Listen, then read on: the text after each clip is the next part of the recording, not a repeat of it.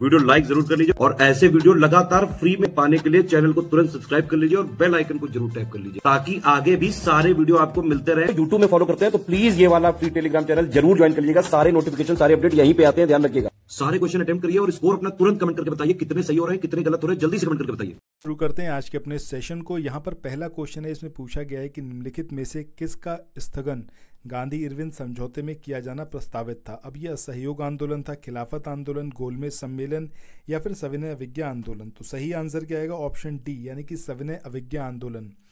महात्मा गांधी और Lord Irwin के बीच में जो ये समझौता हुआ था, कब हुआ था इसका डेट भी एग्जामिनेशन में अक्सर पूछा जाता है, याद रखिएगा 5 मार्च 1931। ठीक है, 5 मार्च 1931 को गांधी और इरविन के बीच में समझौता हुआ। इसी को दिल्ली समझौते के नाम से भी जाना जाता है। ठीक है, ये दोनों ही इंपॉर्टेंट फैक्ट्स हैं जो आपको याद होने चाहिए।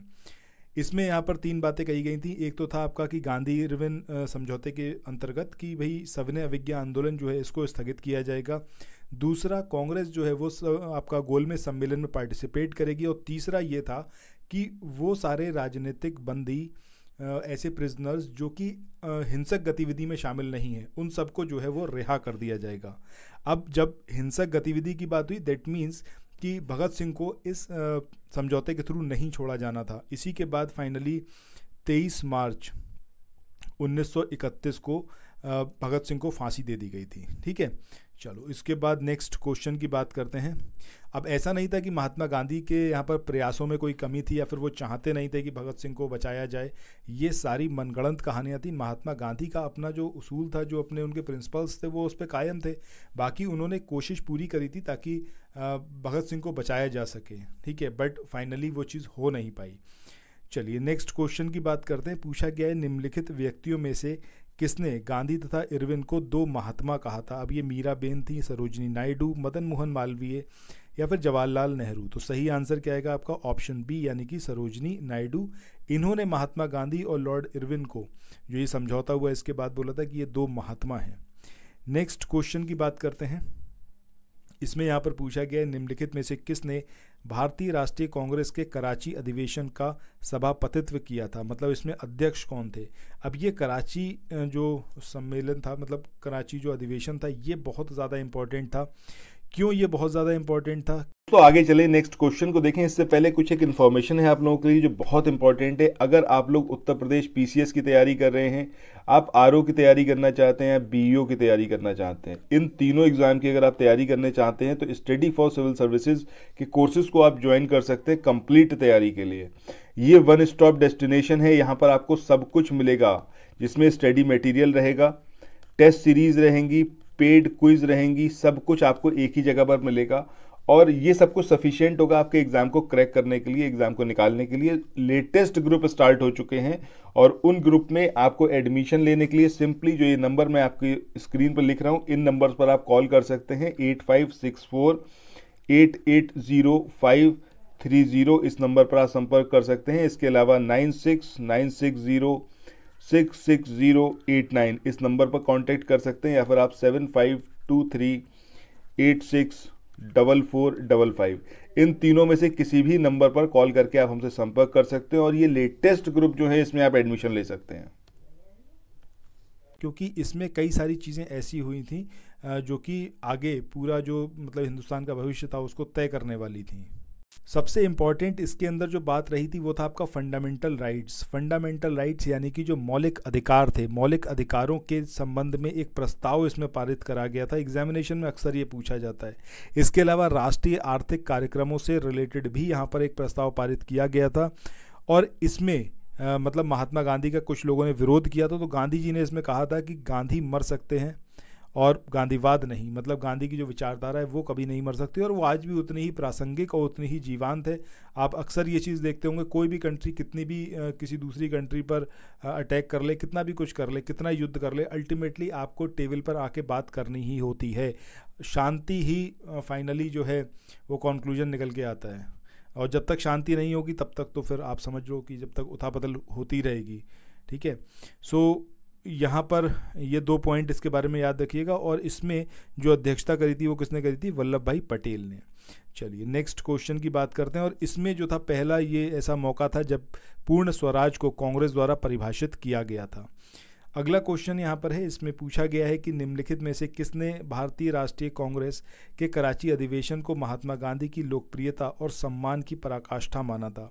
अब ये सुभाष चंद्र बोस थे, पट्टाभी सीतारमैया थे, सरदार वल्लभ भाई पटेल या फिर सरदार किशन सिंह? तो सही आंसर ऑप्शन ए यानी कि सुभाष चंद्र बोस। इन्होंने महात्मा गांधी की लोकप्रियता और मतलब जो उनका सम्मान था उसकी पराकाष्ठा माना था इस पूरे अधिवेशन को। नेक्स्ट क्वेश्चन की बात करें, यहाँ पर आपको ये कुछ इवेंट दे रखे हैं और इनको कालक्रम के अकॉर्डिंग जो है अरेंज करना है।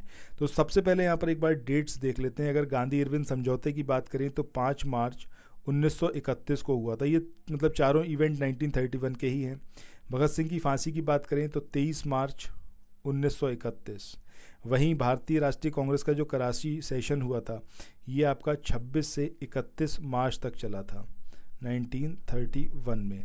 इसके बाद सेकेंड गोलमेज सम्मेलन की बात करें तो ये 7 सितंबर 1931 को। ठीक है, तो इस तरीके से देखें तो सबसे पहले आपका चौथा इवेंट आएगा क्योंकि ये 5 मार्च में हुआ। इसके बाद थर्ड इवेंट आएगा क्योंकि 23 मार्च को फांसी दी गई। इसके बाद आएगा आपका सेकेंड इवेंट भारतीय राष्ट्रीय कांग्रेस का अधिवेशन।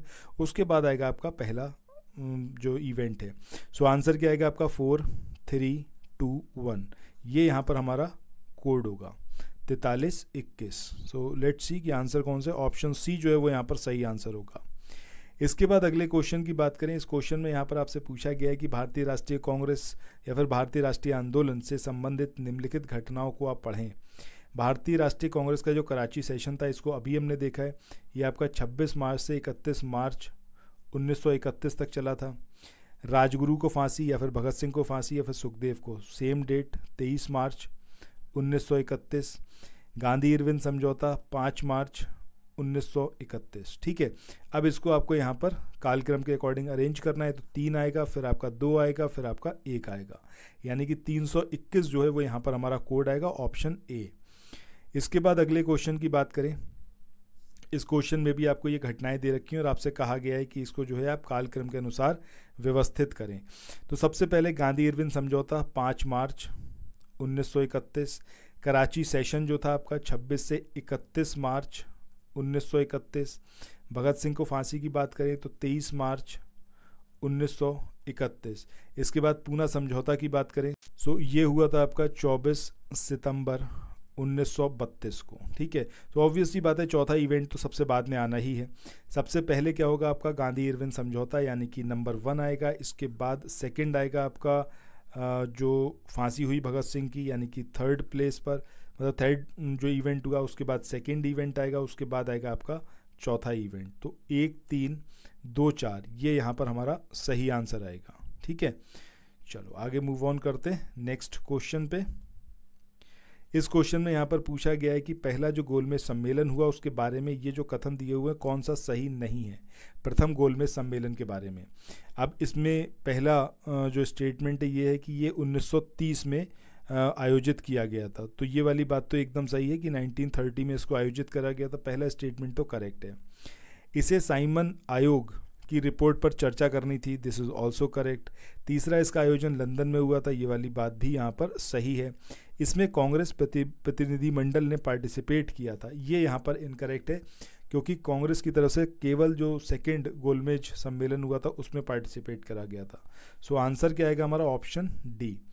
इसके बाद मूव ऑन करते हैं नेक्स्ट क्वेश्चन पे।